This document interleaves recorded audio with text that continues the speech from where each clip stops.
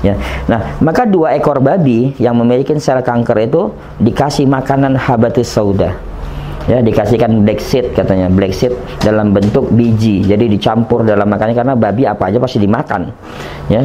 Nah, ternyata dalam waktu 4 minggu pertama itu dilihat yang satu sel kankernya sudah mulai mengecil. Nah, yang satunya lagi masih tetap. Nah, tapi pada saat 7 pekan, 7 minggu itu dua-duanya sel kankernya hilang.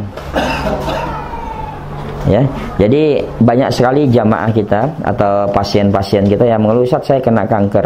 Pada saat dikasihkan habatus sauda dengan 2 perlakuan, ya, contoh misalnya saya kena kanker payudara, konsumsi itu per 2 jam, 1 sendok makan, tapi sebelumnya konsumsi madu, diperbanyak madunya. Ya, yang kedua diolesi. Ya, minyak habatus sauda diolesin di benjolannya. Itu memang 1 minggu pertama biasa nyerihnya luar biasa. Kenapa? Sifat dari habatus sauda itu dia mencari posisi sel kanker itu di mana.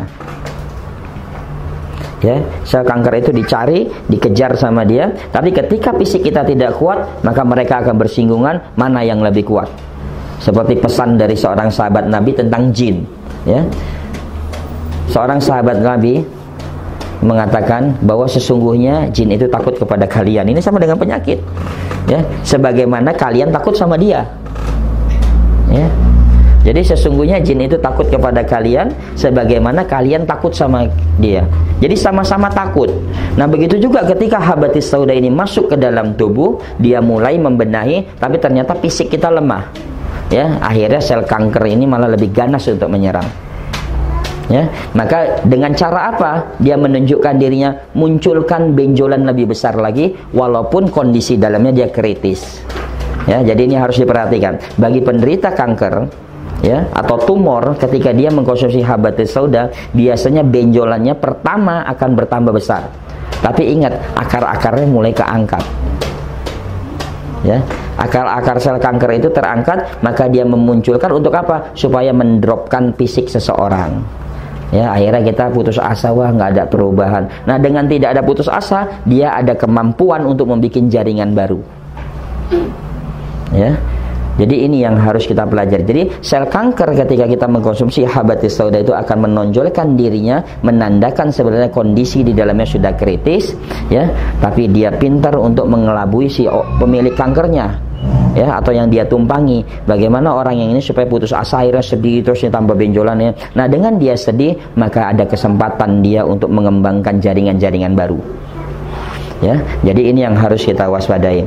Jadi dia itu diam, dorman, diam sesaat, ya, untuk membuat strategi baru. Makanya nanti tiba-tiba kok pindah di kaki kankernya, ya, tiba-tiba tembus ke belakang, padanya ini hanya di paru-paru. Itu karena kondisi fisik seseorang yang dia tumpangi itu sedih berlebihan dan putus asa.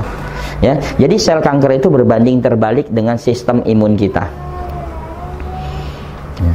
Coba aja misalnya ada 2 penderita kanker, yang satu kita nasihati, ya, bahwa Allah berikan kesembuhan, misalnya udah konsumsi habatus sauda dengan madu, udah nggak usah banyak-banyak, habatus sauda dengan madu, habatus sauda dengan madu aja, setiap per 2 jam dia konsumsi.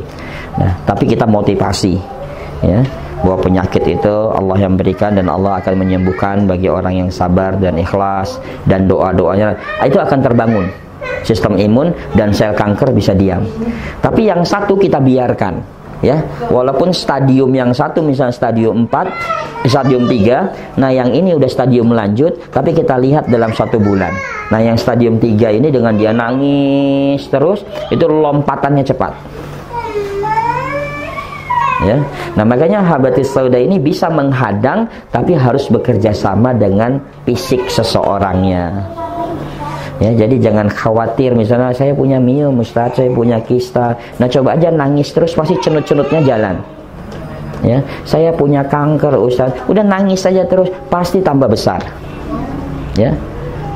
Nangis saja seminggu, ibu periksa lagi, ya itu pasti tambah diameternya.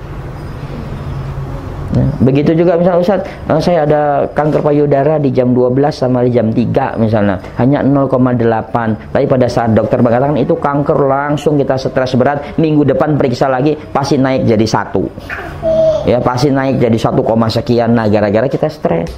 Nah, itulah yang menjadi makanan mereka untuk menghancurkan diri kita.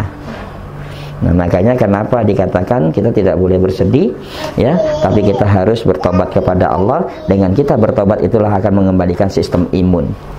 Ya, maka habatus sauda juga akan mengembalikan unsur imun tergantung seseorang. Nah, makanya dengan beberapa kajian yang lalu pernah saya angkat bahwa menangis karena kita bertobat kepada Allah itu membangkitkan sistem imun yang lebih kuat.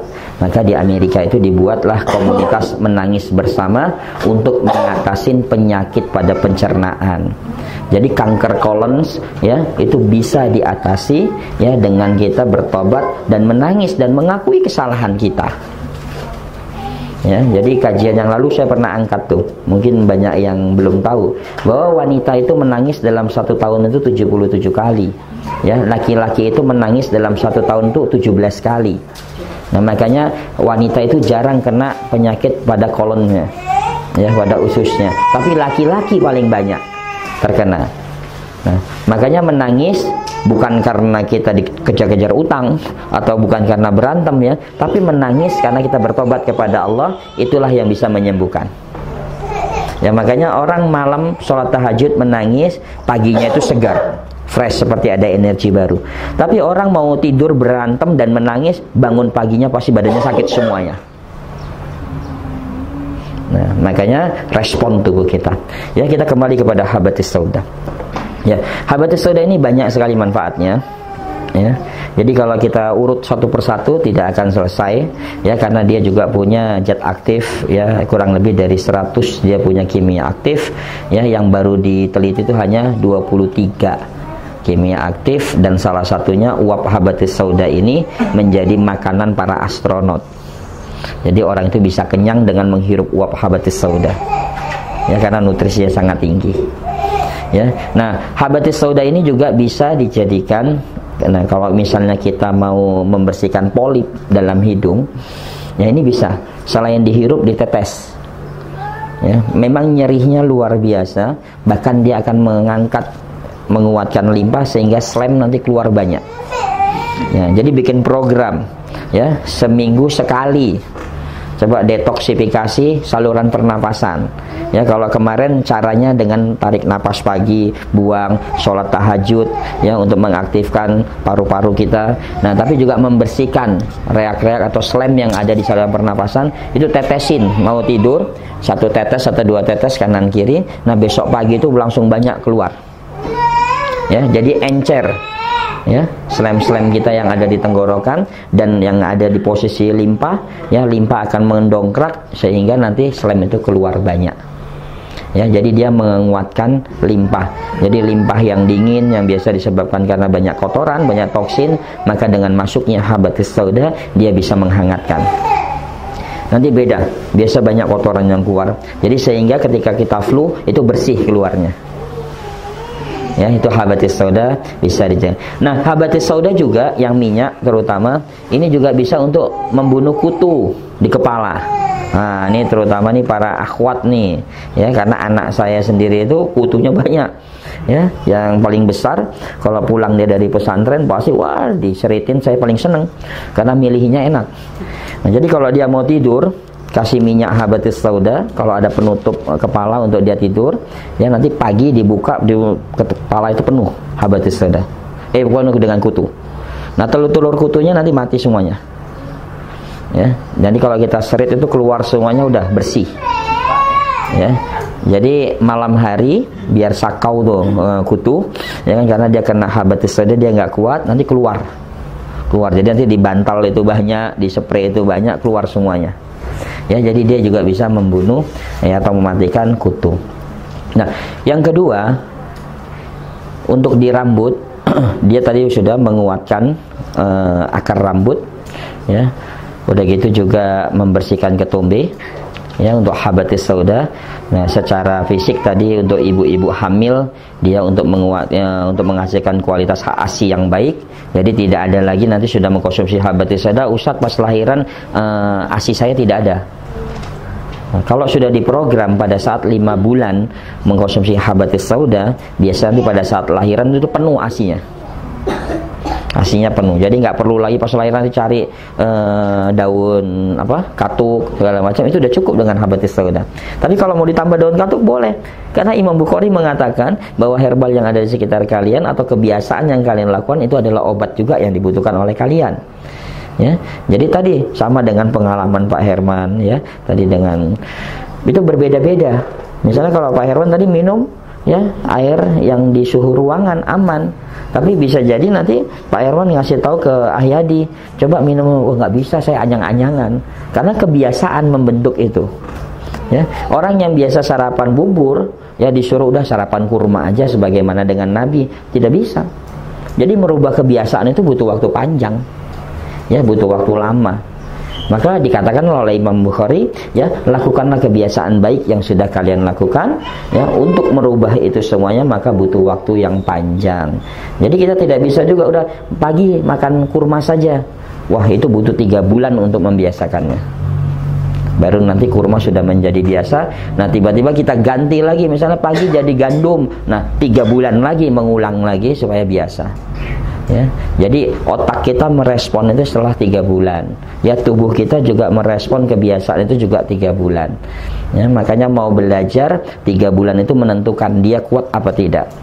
Misal pengen belajar bahasa. Ya, kalau kita bisa bertahan 3 bulan itu kesananya mudah. Ya, pengen menghafal Quran, dites dari 3 bulan pertama. Ya. Setelah 3 bulan dia bisa bertahan untuk menghafal Al-Quran, nanti duduk saja bisa menghafal sekian lembar. Tapi 3 bulan pertama sulit sekali karena otak itu mesti mikirin ini. Tapi kita duduk manis selama 3 bulan kita belajar, cepat ilmu itu ketangkap. Ya. Maka kemarin kita sempat sharing dengan Ustadz Reza. Nah, setelah kita mempelajari keilmuan, ya, masa kita kuliah itu sebenarnya S1 itu 1 tahun. Kalau kita sungguh-sungguh belajar. Ya 1 tahun selesai, karena membiasakannya itu butuh waktu 3 bulan. Ya, jadi habatus sauda itu sebagai juga nutrisi untuk menambah kecerdasan. Kenapa menambah kecerdasan? Dalam Tibun Nabawi diangkat bahwa organ yang mempengaruhi kecerdasan itu 2, jantung dan ginjal. Dari sifat habatus sauda ini mempengaruhi jantung dan ginjal. Ya, jadi jantung dan ginjal itulah yang membuat kecerdasan. Makanya kenapa berwudu harus agak sedikit ditekan di bagian telinga, karena di situ adalah titik yang berkaitan dengan jantung dan ginjal. Kenapa harus mandi yang menekan di ketiak? Nah, karena itu juga berkaitan dengan jantung. Ya, jadi hati-hati juga tuh yang sering pakai roll on. Ya, itu titik jantung awal loh. Ya, ketiak kita itu titik jantung awal. Makanya nanti keringat keluar bau itu pengaruh dari jantungnya masalah. Karena yang mempengaruhi keringat itu adalah organ jantung. Ya, makanya kembali ke zaman dulu, misalnya pakai kapur atau apa digosok, atau pada saat mandi ditekan, digosok tuh ketiaknya pakai sabun. Nah, itu menguatkan jantung. Nah, herbalnya habatus sauda bisa, tapi untuk fungsi jantung langsung harus diencerkan. Ya, diencerkan, dia tidak bisa berdiri sendiri. Ya, jadi habatus sauda. Ya, jadi banyak sekali manfaatnya. Silahkan, nanti saya berharap sih banyak ditanya jawab. Mungkin itu yang bisa saya sampaikan. Assalamualaikum warahmatullahi wabarakatuh.